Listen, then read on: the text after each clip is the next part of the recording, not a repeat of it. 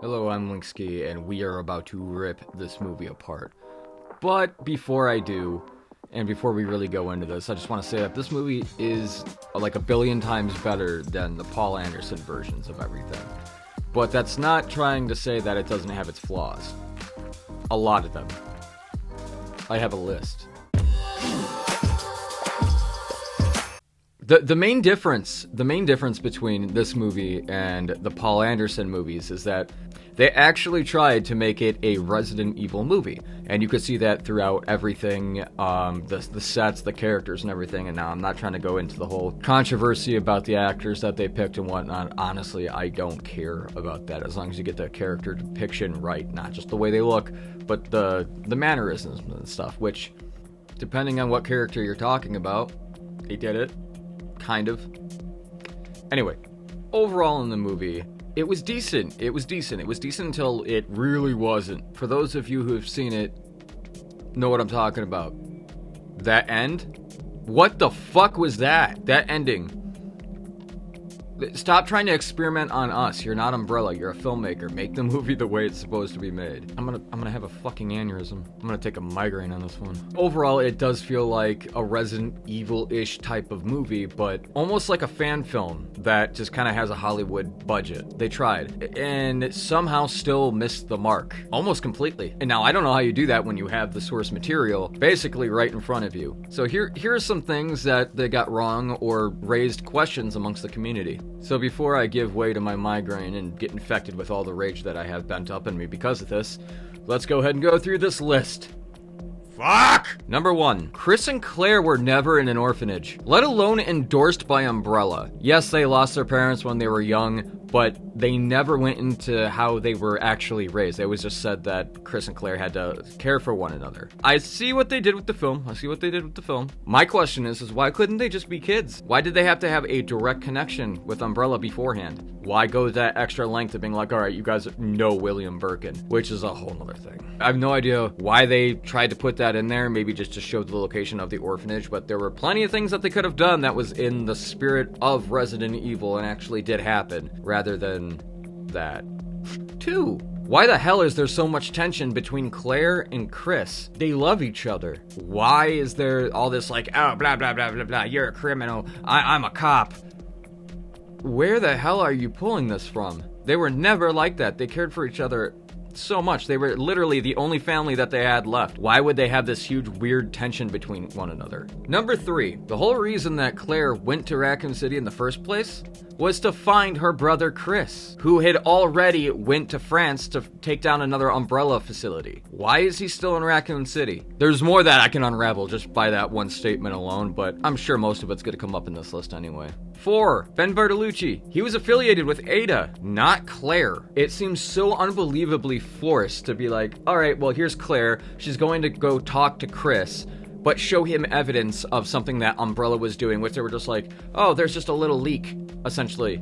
Like, they didn't go into any detail. They completely avoided any and all aspect of how terrifying the viruses were. And switched up the whole Ada and Claire thing. Which at this point, I was still trying to hold on. I was like Jack trying to pull myself up on the door, and they were like, no room. Get out of here, don't touch me. Furthermore, Ben was killed by the Tyrant, not some random zombie that's just, oh yeah, that dude's sick, I'm worried about him, he's just coughing up blood, it's whatever, but don't worry, I know everything that Umbrella's doing and I'm gonna expose their secrets, but I'm not gonna question why the dude next to me is coughing up blood. He genuinely did not seem concerned. Ugh, somebody samurai edge me. 5. The Tyrant, or Mr. X, is completely absent from the film. You know, the container that was dropped on the RPD building, the whole great cinematic thing that happens in both the remake and the original. No, nowhere to be found. He's just like on holiday. And they're like, nah, I'm just not gonna come to Raccoon City. I have a bad feeling about this city, and he was right, both about the city and the movie. And after saying this, I bet you're wondering, well, what did they compensate for it? Nothing. It's as dead as my dreams. Stop doing movies, do shows, so that way you can get all the information out to everybody and people won't bitch. I'm bitching right now, because I'm a bitch.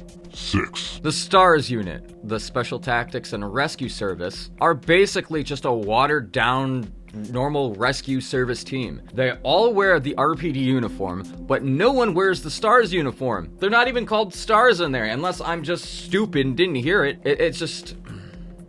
It was a bad stew. They put in some bad potatoes. And I'm an Irishman and I love my potatoes. And you fucked up my stew. Number 7. Speaking of STARS, since we're still on the topic of that, where the hell are the remaining members? I mean, we see Chris, Jill, no Barry. You see Wesker. And who else? Who else aids them? Richard Aiken, who, if you remember, his whole kind of purpose and everything in the original game was to help Rebecca. And he got bit. He was supposed to be getting healed up by her. And if you do it right, he helps you when you fight Jan, the big snake BOW in the first game. Guess what didn't happen at all? Ugh. I had the taste of mediocrity in my mouth. Sorry. Fuck. I am ripping this a lot harder than I thought I would. Number 8, the absence of Rebecca Chambers, who was the Bravo team's medic. Makes no sense. Why wouldn't you bring your medic with you? What is going on? Number 9. I mean, they do show Enrico Marini, the leader of the Bravo team, but guess where they find him? No, not down in the mines. What do you have, hope? Get out of here. What? We're talking about a live-action adaptation. You have hope? So did I. So did I. He was found underneath the first zombie that you see in the mansion. Not down in the cavern, in the caves, where Rebecca finds him, where he's shot off screen by Wesker, because he's about to say that somebody on the STARS team, traded the... I can't even get my words out, I'm mad. I care too much about things I'm not even part of. They did him so dirty. Timeline is all wrong, and we'll get to that. Number 10. Instead, this realization comes from Wesker himself to Jill. After she sees him pull out this, phone type thing, and he has, tabs for the piano on it. So he ends up playing Moonlight Sonata a little bit, and opens up that one door. That's it. So she sees that, and she's like, what are you doing? And then he just kind of confesses and gives some type of speech. He only does this after they split away from Chris and Richard after they enter the mansion. He doesn't hold her captive. He doesn't put her down in a cell or anything like that. In fact, he has no idea the entire layout of the mansion. He's never been there before. Now that's a problem. That is a huge problem. But we'll put that off to the side for later. Instead of holding her captive, he just lets her go. And she's just like, oh, okay, well, I'm gonna run back to Chris and tell him everything. And he's like, ah. She comes back and tells Chris, and then she tells him that they need to follow Wesker because that's the only way out of the building. C+ for effort? Better than Paul Anderson's, but still has its problems. Like I said, fucked up my potatoes and my stew. Number 11, with this one. Why? Wesker and William Birkin don't even know each other. It literally comes down to this point where Wesker has to take on the version of Hunk. When the special forces go in to go take the G-virus from Birkin? Yeah, no, there's no Hunk in the movie. Instead, it's Wesker in place of that, and for some reason, Birkin decides to bring Annette and Sherry down into the lab with him. They have a stalemate where they're both pointing guns at each other, right? And one thing leads to another, they both end up shooting each other. Birkin goes into the whole same thing where he injects himself with the G-virus, but get this. Because Wesker is also aiming at Annette and Sherry, Jill walks up behind and pops one into his back or spine, or they don't really show where. He goes down and then gives this heartfelt speech again as to why he's sorry. Wesker apologizes. Wesker apologizes for switching sides and betraying them. Wesker would never do that in any life that he ever had. He would never do that. Ever.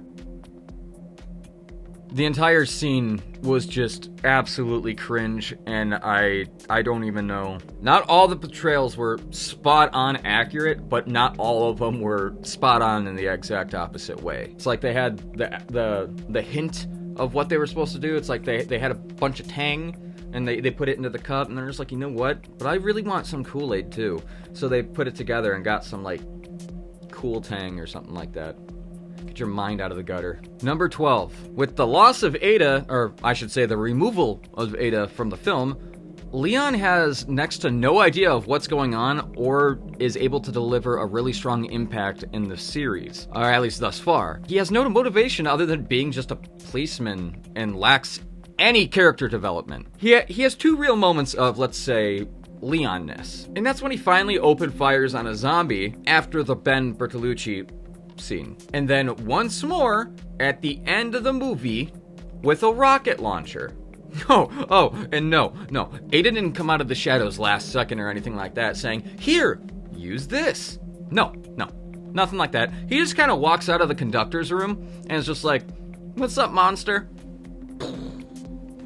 I guess I had to have him do something cool. Also, keep in mind that he's firing it inside of a train. A really small train. Like, it almost looks the exact same train that they used for the model in Paul Anderson's version in the first movie. Don't you think somebody's gonna get hurt? Which brings us to the next one. 13. What's he firing at? Well, it's Birkin in G form, but not the right version. He is in his third transformation, where he's kind of like that animalistic type, like a dog in a way. I don't know why dogs would jump like that, but if your dog jumps like that, that's pretty cool, but got questions for you. The last form is supposed to be like, he is so large at this point that he's literally eating the train. He is literally eating the train. Instead, when it was originally just Claire, Leon, and Sherry that were trying to escape from the train, or rather the nest, we'll say nest. I was going to say the underground facility, but I don't want you guys to think that it was the Hive. If you want to call it the Hive, I don't care. I hate Paul Anderson. I don't hate him. I hate his movies. Angry drinking. It's just rubbing alcohol. Instead, Birkin is killed when Leon walks out with that rocket launcher and shoots him. However, right beforehand, it picks up Claire and then it kind of brings her close and she's like slashes or stabs his eye. So, or one of his eyes, because he's got like multiple. It doesn't look exactly like how it did in the game, but I will say they did a pretty decent job on it, considering that they actually put him in it. After Claire slashes him, he kind of like throws her back, and the entire time, Chris is just kind of like doing this type of thing, like moving back and forth, like, bang, bang, bang, bang, bang, reload, bang, bang, bang, bang, bang, bang, with his handgun.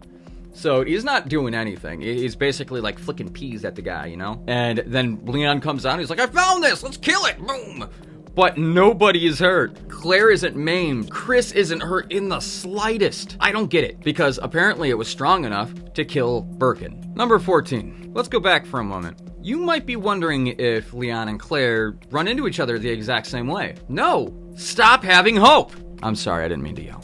They did not meet in the same way. In fact, they don't even really meet until the Ben Bertolucci scene, where Leon is down by the cells trying to talk to Ben, and Ben's trying to coerce him into letting him out. Something happens, and then a zombie comes out. Before Leon can do anything, he is literally, like, think rookie, like, he doesn't even know how to operate a gun, like a shotgun. He knows how to work a handgun, but for some reason, lacks the idea that you shouldn't probably get too close to a convict who's on the other side of a bar. Ben takes his gun. I'm just feeling like I'm sinking a little bit lower and lower until I'm just going to be off screen and just crying on the floor. Maybe Ada will come then.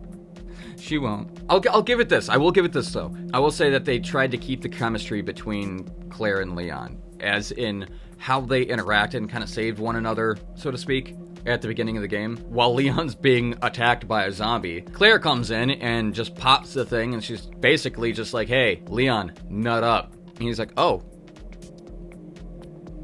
First day on the job.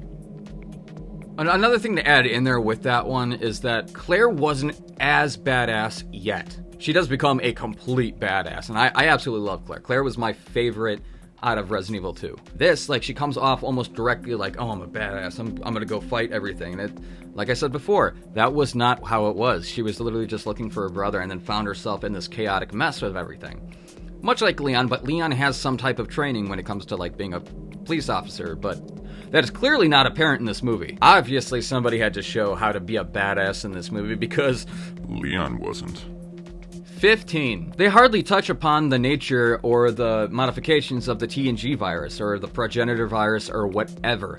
They don't go into anything about it, merely saying the names only a handful of times, and not giving you the true nature as to how terrifying these viruses actually were. It almost diminishes the quality of horror that comes with everything as you find out everything through the game, with the documents and the files and everything. I will say it is more heavily horror influenced rather than like the action version that was Paul Anderson's, but you're still not getting the full story. So that's something that people need to keep in mind because they obviously don't. Number 16. This one I don't have a big problem with, but it is a deviation from the game, is the trucker at the beginning. The fact that he is with Claire is stupid to me. It is really stupid. Give her a motorcycle. She's a badass. She's a badass, but not badass yet. Why isn't she riding her bike? That was her thing, just like Leon with the Jeep. I don't know why they would have done that, maybe just to cramp for time, but at that point, like, stop doing the movie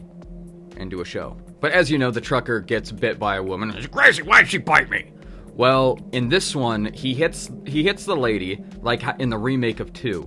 But he does it while eating the cheeseburger, but not distracted by eating. He's looking up and down Claire like a little creeper that he is, while his dog is chilling in the back. And yes, it is a Doberman. So he hits this lady after eyeing up Claire. He eventually stops, he gets out, sees her. They're both like, oh yeah, she's dead, blah, blah, blah. For whatever reason, the dog comes out of the truck, goes right to where the blood, I guess, bits of meat are, and starts lapping up the blood. And then it's just like, oh, okay, that's all I wanted, and then runs back into the truck. But the way it was shot, almost like, oh, the dog knows that it's gonna love whatever is on the ground right there. It's like the blood just like blew a dog whistle, and the dog was like, ooh, human Kool-Aid, let's go. The driver drops off Claire, the dog bites him, and that's how he gets infected. So the dog thing I don't really have a problem with. It's whatever, but it's the whole fact that Claire is with him. It would have been perfectly fine if she was able to drive herself. Furthermore, how did she get that far in the first place? Was she with the trucker the entire time? Because that is a creepy dude to be stuck in a truck with. 17. The truck crash. Now, without Leon and Claire knowing each other and not being in the squad car and going separate ways depending if you crash forward or if you crash backwards. No, the truck needed a new meaning, so to speak. They couldn't use it as the divide between both characters, so what they did was they used that whole scene where he's bouncing back and forth along the cars and he's about to like crash into something. Instead, at the very end, he tips sideways and goes over and slides over to the opening of the RPD building, which then ignites and blocks all the police and whoever else inside the building and not being able to let them out because of the flames and everything. Which you do see something similar to that in Resident Evil 2, but it's not that truck. It's just piles of cars and everything, and debris and whatnot. Is what it is. It was a neat way of them doing that, I suppose. 18. During the explosion, this is when Leon is berated by Chief Irons for being an idiot, and is told to watch the front desk while he talks to his colleagues. He talks to his colleagues. I'm not calling them the Scars. Sorry, for a Stars team, you need a team. So Leon does as he's told and goes and watches the front desk, basically being a little pushover. And I don't know why they went with that whole way to depict Leon. It doesn't matter about your view on the actual character. It's the fact that he was meant to be a total badass. First day on the job type thing. It's like, oh yeah, we beat, Birkin and all those other things. But like I said before, he only did like 2 real things in the movie. He's just kind of there, It's just like, hi, I'm Leon. And just like, How about Grubhub, Leon? Can you order us some sandwiches? A Jill sandwich? Can you do that, Leon? Ooh, I'm getting angry. In non-Leon fashion, he sits behind the desk and puts on headphones and starts listening to music, completely oblivious to anything that's going on. And he hasn't really had much interaction with anything that was been going on anyway. Nobody's telling him anything. They're just like, get out of here, pushing him around. And it's just like, wow, you guys are really great at spreading information. While he's sitting there at the desk is when that truck comes in and tips over and explodes. It is in eyesight of Leon. The gate's in front of him. Goes back, there's the door. It goes a little bit more back, and there's the front desk. And he's just sitting there, like, at an angle with his feet up, and he's just kind of like, I'm listening to music, and doesn't see anything. And it's not even until a zombie is walking in, for some reason Chief Irons walks down and sees it, and then just pops one in him, and Leon's just like, whoa, what was that? It was so weird. I don't remember if it was at that point, or if it was at a later point, but Leon literally is just like, oh, we should call somebody. It's like, dude, you're the police. And Chief Irons is the one that tells him this. Chief Irons is supposed to be a total dick, not just some catty leader. He's a literal psycho. They didn't do it justice. They just made it seem like, I don't even know what. Number 19, going back to the stars again, because I just brought it up and just reminded me. With the exclusion of Barry, we're left with very little clarity as to the extent Wesker would go to go through with his plan. For those of you who remember, he literally blackmailed Barry into working for him by threatening his family. And so Barry turned on, well, depending on who you play as, it's either going to be Chris or it's going to be Jill. Barry turns and is helping Wesker until the very end, shocker, and Barry goes back with the STARS members. They forgive him and everything. It wasn't his fault. I love Barry. Barry's awesome. Without him in there, let's say hypothetically they decide to make another movie and they decide to do like the Resident Evil 3 story. How would he be able to go and pick them up without him even being there or talked about? It would just seem like, oh, this dude just flew down from Canada or wherever and just picked them up and was like, oh, I was in the neighborhood. And you get that ending in Resident Evil 3 if you get the good ending. They look forward, just like, is that you? And he's like, yeah. He literally has like 2 lines, but still, it's the cherry on the cake after you beat the game. It's like, oh, all right, cool. And all of a sudden, it's like, dude, Barry's there. Barry's the one that just saved us. That's amazing. That's amazing. We haven't heard from him. It looks like we won't hear from him. Ever. Explain that to Moira. Well, I guess Moira doesn't even exist either. Shocker. 20. Speaking of Jill, they give nearly nothing when it comes to her backstory of being a, quote, master of lockpicking and being kind of from a criminal backstory. No. What they decided to do was kind of push that whole, like, criminal background type thing onto Claire when she's arguing with Chris. And this comes to light pretty early, right when she gets to Chris's place before all hell breaks loose in Raccoon City, which that statement alone doesn't even make sense. But whatever. This comes to light after she gets to Chris's house and she picklocks the door and gets inside, to which he finally comes out, and it's almost like this weird standoff type thing. Like I always said before, there's a lot of tension. He brings up like, oh, you just want to kind of be a criminal. Well, I'm a police officer, blah, blah, blah, blah. It's like, really, dude? Really? Why? There's no point for any of that. Like, if I hadn't seen my sister in a long time and she just needed to get in, I'd be like, oh, what's up? Not, I'm a cop. You're a criminal. I haven't seen you in 5 years and I don't want to talk to you. I'm going to work. I don't know why I would develop an accent, but I also don't expect that situation to happen. So I guess when the time comes, we'll see. 21. Well, Rebecca, she's not here. While the Redfields are in the orphanage, they knew of and somehow met William Birkin. You know, child test subjects and all, because they couldn't just be kids and have no correlation to Umbrella, which I brought back before, but I have to put that as its own statement. Why? There are so many choices that were made for this movie that I don't get why that was happening or why they had to change certain things, because it already flowed naturally on its own. 22. To make things even more messed up and questionable, Lisa Trevor, who is a BOW, a bioorganic weapon, becomes friends with Claire while somehow hiding out in the orphanage. Neat.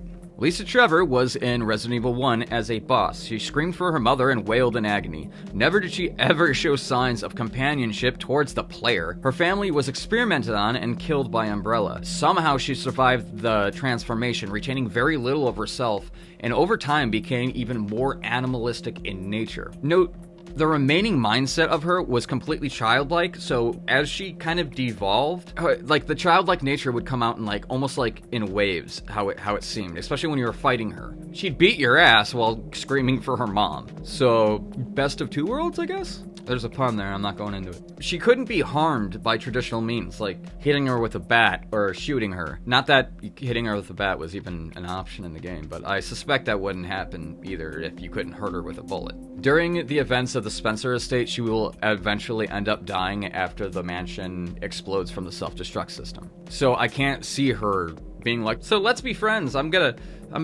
be good to you. I just don't see how she could retain that much of herself to be like, I remember you from like 20-something years ago. It really doesn't make any sense at all. 23. So hypothetically, let's say I was wrong about that last entry, and she was able to make a friend. Let's say make one friend. just due to the fact that she was in the orphanage, she had that childlike mindset. Maybe that did retain. Maybe it stood out longer than we even suspected. And she was able to become kind of close with Claire. I don't know how she would remember her after 20 years, especially from the deterioration. Let's say she did. Let's just hypothetically say she did. Why did she help Leon in the RPD building? And why is she in the RPD building to begin with? She was supposed to be out in the mansion. And in this movie, they put her in the orphanage. Whatever. She literally looks at him and gives him the shh type thing. Like, she just shushes him and then points up. So then he's just like, what? And looks back and she's gone. And that's when the liquors come down. It's like, okay, so why are you helping Leon? Are you just like picking out the good in people? Because that doesn't make sense. You're supposed to be a terrifying, unbeatable boss. I got the same vibes from this that I got from Apocalypse when Paul Anderson had the audacity to make the Nemesis be like, you know what? I'm gonna work with Alice and blah, blah, blah, blah, blah, and just start shooting everything. And it's like, stop working with her. You are meant to kill. You're hellbent. Whatever. 24. When we eventually see the liquor, it kills Irons by pulling him up off screen, then he drops back down, just cut to hell. However, in the game, he is killed either by G bursting out of his chest, or he is literally pulled down into the sewer. It depends on which version of the game that you're playing. With that said, those are both variations of the G virus. So if you wanted to do something else that was like on the lines of the G virus, why didn't you go with one of those options? Because at the time, you didn't really have all that much to go off of with just the G virus. However, killing him with the liquor is just a different strain of the T virus. You kind of missed the mark, kind of really heavy on that one, but I guess he had to die in some fashion. But you still had Birkin in the actual movie, so why not kill him the correct way? 25. And I'm basically just like ripping apart this one scene. When the liquor's there, we get shysted on a possibly good fight scene when Lisa Trevor decides to help Claire and Leon, and she jumps into action and kills the liquor. I won't say exactly how, but there's already enough spoilers in here. She comes in and then kills it, and then just lets Leon and Claire go into an elevator, and they're just like, thank you, and she's just like, and stares at them. And that is it for the rest of the movie. She's gone. No explanation, nothing. Oh, man. Nobody has any idea, like, that her family was working with Umbrella, that she had been tested on consecutively with the progenitor virus, and what that led to, and so on. But we'll, I guess, let that slide because there's nothing we can do about it. 26. The misuse of evidence. At one point in the movie, we see Claire operating a projector. What we see on there is something that you would normally see in Code Veronica, not in Resident Evil 2 or 3. Like, around that time era, you wouldn't have found this, and nor would it be in this area. We see the projector showing the video from Code Veronica where the Ashford twins are pulling apart a butterfly. That's not even supposed to be mentioned because that is a whole thing in Code Veronica. Putting it in there was just absolutely forced, but I will give it this. Out of everything. That was literally a shot-for-shot remake of that video. 27. With Hunk not being in the series brings a pretty big problem. We don't know that the only vial that was shown of the G virus wasn't wasted solely on William Birkin. Hunk was supposed to go in there and retrieve the samples, but they don't show Hunk. There's one scene that looks like it might be Hunk, but wrong mask, and they're not doing anything that they should be doing, their specific team. They're out in the middle of the city, and it's in this weird scene where Chief Irons literally bails on the RPD members, and these people are out in the streets and just like shooting up everybody, and like his window gets pelted by bullets, but it's bulletproof so he doesn't get killed, so he just backs away and just flies away and ends up going back to the RPD building. That's all you see of anybody in like special forces gear, and I don't know what the whole purpose of that was, because you really don't see or have anything impactful happen with them. They just kind of blocks his path, and he's like, oh, well, looks like I gotta go back. Cool. That's exactly what they were used for in the original. Key eye for detail. Good on you. 28. This one might seem a little trivial for a lot of people, but I've been waiting almost 20 years to see the keys used the right way. Like, where's the spade key? What? Why aren't they used? You could literally just be like, oh, well, this is a secret key that we gotta use for the underground passage and whatnot. And it's like, oh, There you go, that's all you need. Especially in the mansion, dude. Like, what an opportunity missed. Makes me grumbly. 29. Now, I have a big problem with this one. Where in the hell was Marvin? Marvin wasn't anywhere. He was literally the only person to help Leon, and you guys didn't give him anything. Why did you have to cut out Marvin? Marvin was specific. If you wanted to alter the story in all these different ways and everything, why not have him be the one that stuck around and have Chief Irons give his little speeches and whatnot, but then he can kind of like just go away and bring Marvin in. Let him work with everybody. He was the last remaining one. Maybe he got infected and then started infecting other people or something. But no, you had to change it in a completely different way and completely remove certain characters that had a very strong impact on the players when they were playing these games for the first time. And I think that was really detrimental as to why a lot of people did not like what this movie had. Both the depictions of the characters and the removal of locations, and you know, just a lot of things in this movie are just all over the place. Number 30, there is absolutely no celebration banner for Leon when he gets to the RPD building. Now that also seems trivial, but to me it shows the chaoticness of like how quickly it went from them having this lovely party that they were getting ready for and introducing the new rookie to the rest of the team to, oh shit, everybody's dead, there's blood everywhere, and we have no idea what the hell is going on. Again, that was completely removed. And you know, Leon, you know, he's not a badass or anything in this movie. No, he wants to sit by the desk and listen to his music. 31. Brad dies in the first part of the first game in the movie, if that makes sense. You know how he was supposed to just drop off the STARS members, panic, and then flee? Well, when they show him panic and flee, for whatever reason, he crashes into the mansion and dies. There is no Brad Vickers anymore. There's no Chicken Heart. Which brings up another huge thing when it comes to Resident Evil 3. It brings up some big problems. Here's the thing, though. If he dies in the first game, this makes absolutely no sense because we will not get the clarification that something is hunting Jill later on when it comes to Resident Evil 3, because he has an interaction with the Nemesis, or in the remake of it, he literally calls her and helps her out. So with the removal of him, she has no warning. So that's a whole plot hole right there. But here's also the thing, is that in this movie, the events of both Resident Evil 1 and Resident Evil 2 are happening in the same day, simultaneously. While Chris, Jill, and the other STARS-esque members are out in the mansion, Leon and Claire are in the city doing their things, and eventually they kind of cross paths, blah, blah, blah, blah. Big problem with this is that in the timeline of events, Resident Evil 0 happens, which causes the events for the Alpha STARS team to come in, triggering the events of the Spencer estate in Resident Evil 1. All of which happens between July 23rd and July 24th in 1998. Resident Evil 2 doesn't happen until September 29th, 1998, which gives a decent amount of time for the virus to leak from its surrounding areas,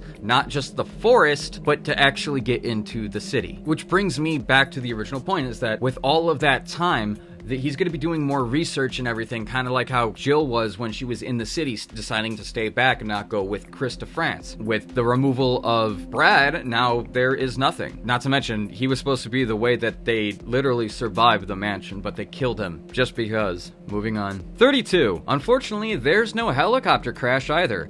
This one being in Resident Evil 2, not the helicopter crash that they forcefully put in with Brad. I'm talking about the one that crashes into the RPD building and causes that whole chaotic scene, whether blocking you from a room, or if you remember when Mr. X walks in and just lifts up the helicopter. No helicopter whatsoever, but I think that's a big thing when it comes to this movie, or not the movie, but the atmosphere of Raccoon City. It gives you that helplessness and desperation that no matter what you do, you're basically screwed. Air, land, sea, Umbrella's got it covered. With that removal of it, it doesn't feel like it's almost the same impact. No pun intended. Brad. Number 33. The Self-Destruct System has been abandoned. From movie to movie, I always waited the exciting moment our heroes would have to rush to safety with the countdown of the Self-Destruct System, but I never see it. We never see it. We never get anything quite on the ball when it comes to that. There is a slight mention to it when they say, like, in 5 minutes, Raccoon City is going to be obliterated, but that right there is a huge, huge problem. 34. Having known that Raccoon City was going to be destroyed, well, this does happen, but it does happen in Resident Evil 3 with Jill after she finds a fallen UBCS member, and I believe it was through the radio. And then Carlos also confirms this. You gonna destroy the city? You gonna destroy the city?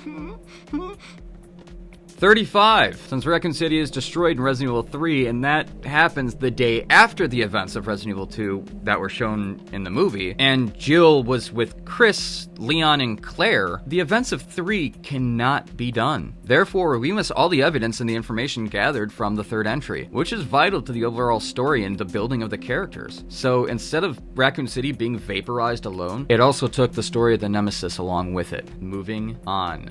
36. For having to mix both the first and second game, they had a piss poor choice of picking the enemies from each category. So from the first game, you have Lisa Trevor, right? All right, okay, I guess if you want to throw her in there, whatever. And they took the crows. That was about it. Actually, you know what? Here's a list of things that they could have put in there that probably would have made the movie a lot better than just using these slimy looking zombies. I don't know if any of you noticed that, but to me, they look like they were just covered in oil. It didn't seem like the zombies that we would actually have in the game. But here's that list. The Crimson Head, which is a crazy running red looking type of zombie. A hunter, upright walking frog looking monster with claws. The Sharks, the T-virus infected sharks that escaped the lab. Neptune, which was the boss shark. Plant 42, a giant killer plant that's like 20 times the size of the plant from Little Shop of Horrors. Plant 43, basically the same thing, but in Resident Evil 2. Plant 43 zombies.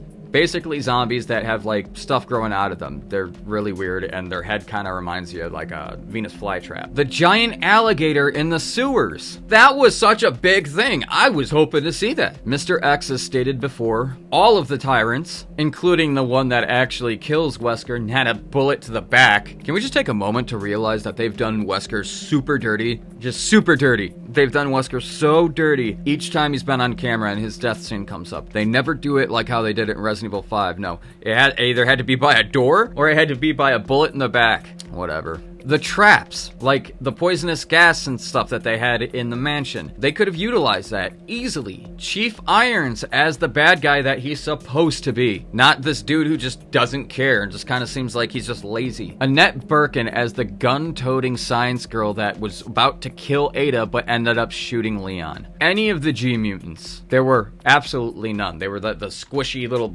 blubbery things that would explode out of people's chests and hunt you down, turn into this gargantuan monster, and feast on you. They were essentially the things that looked just like Birkin. The spiders. You know, the poison spitters, the ones that after you kill them, like 1,000 of the little ones come out and you're just like freaking out, especially if you have arachnophobia. Not a good time. Or even the chimeras, the zombified calamari type looking things. At least that's the way I think that they looked. They decided to abandon all of those and put in only a handful of things while kind of messing the story up pretty well. And now I did not mention one thing, which I did say for the end. This is coming up to the end here, is the fact that one of my favorite underrated characters, other than Marvin, I'm a little bit more mad about that one than this one. Where the hell is Kendo? Kendo was the first dude to talk to Leon after the whole accident when he got split up with Claire. Why did you remove him? He was literally the one that helped the STARS members make their custom guns. Not to mention the sad story that they added in Resident Evil 2 with his daughter and everything, kind of expanding on it. There's nothing. Complete absence and lack of respect for both, well, I was gonna say him and Marvin, but there's way too many that they've just like, nah, don't deserve. So that's everything that I was able to come up with as to what they did and how they kind of deviated from using certain things. I don't agree with a lot of the things that they decided to take out. Overall, I will say that the movie itself, I will give it a 5 out of 10, just for the fact that they actually tried. They did try, but they didn't do it in the correct way. And with the things that they cut out and the things that they altered and kind of just overall how the fans really reacted to everything, it could even deserve something lower. But I guess at the same time, you could argue that it deserves something better. I'm indecisive on this one. I'm just glad that we finally have something that's better than that Paul Anderson thing.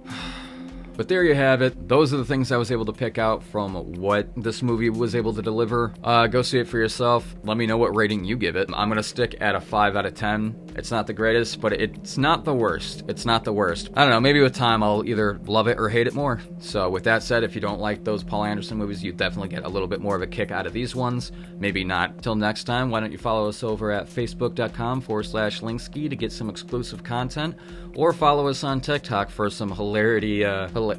Follow us on TikTok, where you could find short little clips that we have, highlights of certain reels, and other exclusive content that we can't exactly put on YouTube because of reasons. But with all that said, I'm Linksky, and I will see you next time. Bang, bang, bang, bang, bang. Reload. Bang, bang, bang, bang, bang, bang.